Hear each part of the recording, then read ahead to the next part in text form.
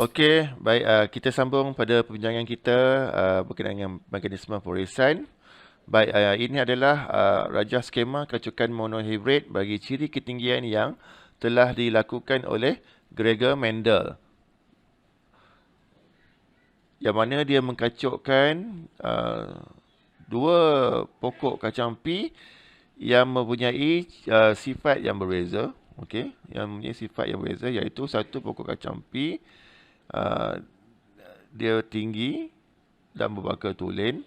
Okey, saya dah beritahu apa itu maksud berbaka tulen. Yang mana tidak dalam sepasang alel yang dibawanya itu, gen yang ada dalam alel itu terdiri pada gen yang sama. Okey, yang ni kita lihat T besar, T besar. Okey, dan satu lagi pokok kacang pi yang kerdil yang bawa baka tulen juga. Okey. Dan alel dia tak ada bercampur lah. Gen dia tak bercampur lah. So, T kecil, T kecil. Tidak ada T besar, T kecil. T besar, T kecil tu bercampur kan. Ni baka tulen dia tak bercampur. Kalau T besar, satu lagi mesti T besar. Kalau T kecil, satu lagi mesti T kecil. Itu maksudnya baka tulen. So, Gregor Mendel akan kacukkan fenotip bagi dua induk ini. Okey. Baik, genotip dia kita dah tahu, kita dah lihat. Sekarang ini nak kacuk. Okey. Nak kacuk, kita lihat induk yang pertama. Induk yang pertama akan bagi kepada gamet. Okey, gamet atau kita pun sebut sel pembiakan lah. Sel pembiakan ini yang akan melakukan persenyawaan, bergabung dan melakukan persenyawaan dengan sel gamet yang dihasilkan daripada pokok yang satu lagi. Okey. Proses untuk menghasilkan sel gamet ini, macam biasa kita dah belajar proses meiosis. Okey. Proses meiosis kita dah belajar, dia menghasilkan sel gamet.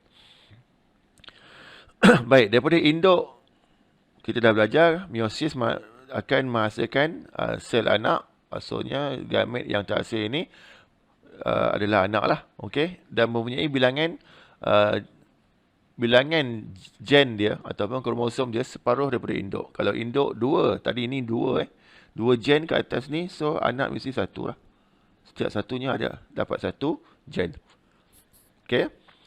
So, kita pertimbangkan kat sini, bila dua gen yang daripada induk diberi pada anak dalam proses meiosis pada sel pembiakan, so masing-masing akan dapat satu-satu. So, kat sini kita pertimbangkan dua sel pembiakan sahaja. Okay, dan satu lagi pokok kacang pi juga buat proses yang sama, meiosis, untuk berikan pada sel pembiakannya. Okay, so sel anak ataupun sel pembiakan ini akan dapat satu-satu. Okay, satu T kecil, satu T kecil. Baik, barulah berlaku persenyawaan. Barulah boleh dibuat persenyawaan. Okay, persenyawaan. Okay, persenyawaan kita boleh lempak pada rajah yang pertama, untuk induk yang pertama, kita turunkan T dia. Okey, T dia dalam kotak di bawah. Okey, kita dapat T dia. Okey, dan kita kacuk pada sel pembiakan yang pertama pada pokok yang satu lagi. Okey, sebab itu kita dapat macam ni lah. Okey. T besar, T kecil. T besar, T kecil.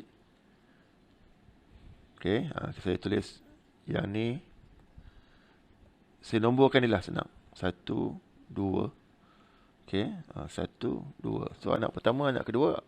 Anak sel pembiakan pertama, sel pembiakan kedua, sel pembiakan pertama, sel pembiakan kedua. Pada dua-dua pokok. So, yang ni kita gabung satu-satu. Okey. Satu ni daripada pokok induk yang pertama. Satu yang kedua daripada pokok induk yang satu lagi. Okey. Dan kedua, kita lihat. Kecuk lagi. 1, 2. Okey, dapat daripada angka 1 ni kita dapat T besar. Okey, dan daripada angka 2 ni kita dapat huruf T kecil. Right? Baik, habis untuk sel pembiakan yang pertama. Dah habis. Kita lihat sel pembiakan kedua, induk yang pertama. Okey, bergabung pula dengan sel pembiakan yang tadi. Kemungkinan lah, okey, kemungkinan yang mungkin akan berlaku. Baik, kita lihat, kita tulis nombor 2 kepada 1. So, 2 tu T, 1 tu T kecil. Okey. Kemudian lagi satu ini 2. 2. 2 T besar. 2 yang kedua datang daripada T kecil. Okey, senang saja. Kita ke nombor macam ni, confirm tak salah. Kita settlekan satu persatu macam ni. Okey, barulah tak keliru. Kita settlekan angka 1 pada pokok pertama dulu. 1, 1, 1, 2. Dah settle 1. Kita baru pakai 2. 2, 1, 2, 2. Okey. Baik. Selepas dah kacuk, dah buat persenyawaan. Okey. Kita akan dapat bentuk genotip yang terhasil pada setiap sel anak. Okey. Baik, anak F1. F1 dah belajar tadi, filial yang pertama ataupun anak yang generasi yang pertama. Generasi pertama. Merujuk pada induk dia. Okey, apa itu generasi pertama kedua? Contohnya lah, okey, kalau induk macam kita ni lah, manusia ayah dan ibu kita itu induk. Kita rujuk dia sebagai induk. Kita lepas ayah kita, mak kita berkahwin, dapat anak, kita lah dan adik-beradik yang lain. Kita ni, satu adik-beradik ni, okey, dalam satu daripada anak induk yang sama ni, dikenali sebagai generasi yang pertama. Generasi pertama pada induk yang kita rujuk. So, kalau kita kahwin pula lepas ni, okey, dengan isteri kita, dapat anak. So, anak kita ni adalah generasi yang kedua. Merujuk pada induk dia, ayah dan mak kita tu. Okey, dia tak rujuk pada awak. Kalau rujuk pada awak dan isteri awak, anak awak tu adalah generasi yang pertama. Faham tak? Dia sudah berubah macam tu. Tapi kalau merujuk pada bapa dan ayah awak, ataupun datuk dan nenek mereka, anak awak itu adalah generasi yang kedua. Cucu-cucu mereka. Anak awak itu adalah cucu-cucu mereka. Generasi yang kedua. Begitulah cara dia rujuk generasi ini. So, generasi yang F1 ini merujuk pada baka tulen. Baka tulen, kedua-duanya satu tinggi, satu kerdil. So, dapat anak F1, generasi yang pertama mereka ialah T besar, T kecil. T besar, T kecil. T besar, T kecil. T besar, T kecil. Semua T besar, T kecil. Okey. T dah belajar. Huruf besar, T itu merujuk pada gen yang dominan. Okey. Huruf T kecil merujuk pada gen yang resesif. Gen yang lemah. Okey. Dominan kuat. Resesif lemah. Okey. Sebab itu bila bergabung, gen dominan dengan dominan, tidak ada gen resesif, confirm ciri-ciri dominan itu akan keluar. Begitu juga resesif. Resesif bergabung dengan resesif. Okey. Dia akan keluar resesif dominan sebab dominan tak ada langsung dalam pasangan tu. Dia akan keluar ciri resesif saja. Tapi kalau dalam keadaan gen yang bercampur macam ni, okey, ni gen yang bercampur, bukan baka tulen. Bukan gen yang baka tulen. T besar, T kecil. Dia campur. So, kita akan lihat bahawa ciri yang dibawa oleh gen dominan, iaitu huruf besar, itu akan muncul, akan keluar pada anak. Akan ditunjukkan pada ciri-ciri fizikal anak. Okey, sebab itu di fenotip F1 anak, kita akan lihat anak yang pertama ini, okey, anak yang pertama tinggi.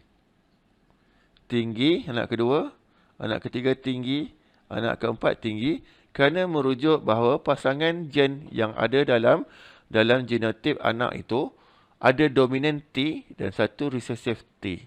Resesif T kita dah tahu bahawa dia bawa baka kerdil, kan? Dia bawa baka kerdil. Okey? T ni bawa baka kerdil. Okey? Yang satu lagi T besar, ini dia bawa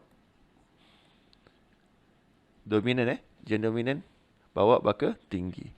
So, di antara tinggi T huruf besar dengan kerdil T huruf kecil, yang menang, yang akan tunjukkan cirinya adalah T besar, tinggi.